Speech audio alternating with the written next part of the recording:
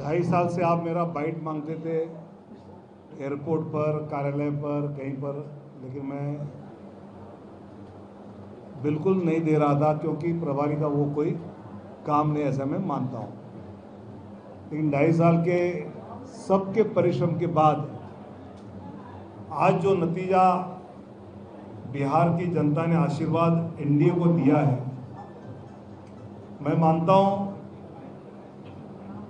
कि बिहार भाजपा प्रभारी के नाते जो जिम्मेवारी केंद्रीय नेतृत्व ने, आदरणीय प्रधानमंत्री जी, आदरणीय राष्ट्रीय अध्यक्ष जी, आदरणीय गृह मंत्री जी और सबने दी,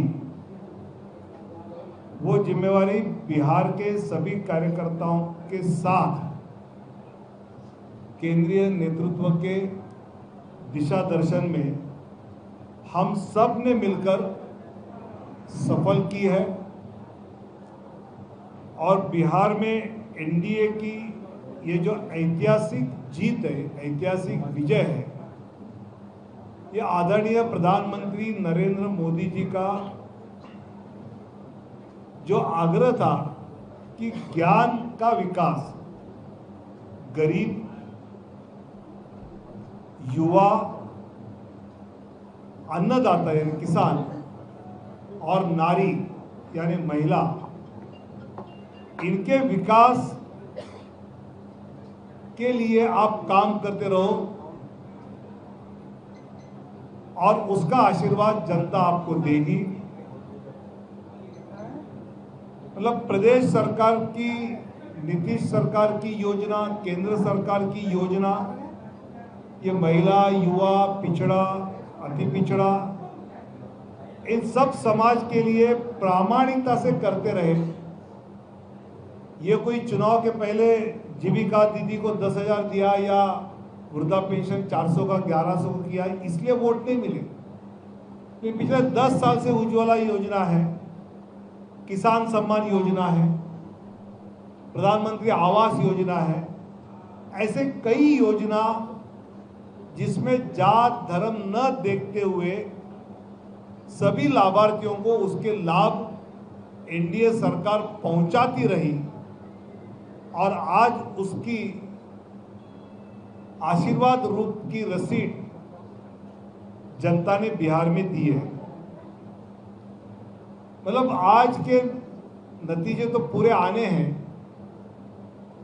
30 सीटें ऐसा कहा जाता है जो मुस्लिम यादव बहुल है, वहां एनडीए के लोगों का डिपॉजिट जब्त हो जाएगा, वहां पर एनडीए जीती है। 60 सीटें जहां एससी समाज बहुल है, जहां भाजपा को कोई खड़ा नहीं करेगा, ऐसी कांग्रेस के नेता, आरजेडी के नेता कहते थे, वहां 60 सीटें एनडीए जीता है। अति पिछड़ा क्षेत्र में तो 110 सीटें जीते हैं। इसका मतलब यह है कि बिहार की जनता ने विकास की राजनीति पर अपनी मोहर लगा ली है।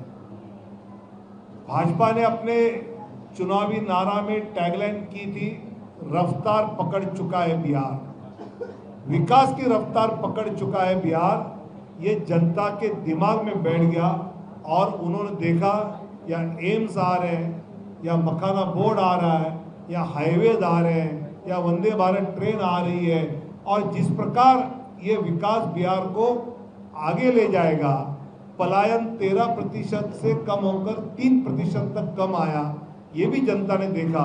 इसलिए हर घर में नौकरी और हर जीविका दीदी को नौकरी वाला लालू जी तेजस्वी का नारा लोगों ने ठुकरा दिया।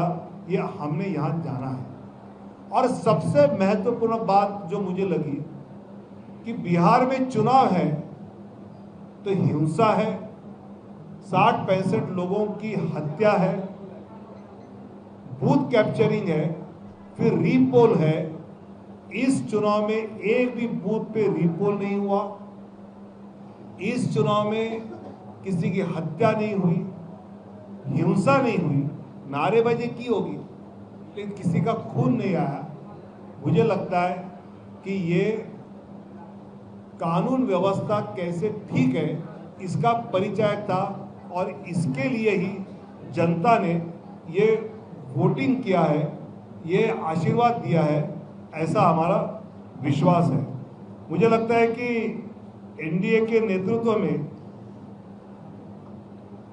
जनता का आशीर्वाद या भरोसा जो मिला है, उसके साथ साथ जिस प्रकार लालू जी, तेजस्वी जी ने वायदे किए, हर घर में नौकरी के लिए लगेगा 7 लाख करोड़, जीविका दीदी के लिए लगेगा 4 लाख करोड़, 11 लाख करोड़ का बजट ही नहीं, 3.5 लाख करोड़ का बजट है।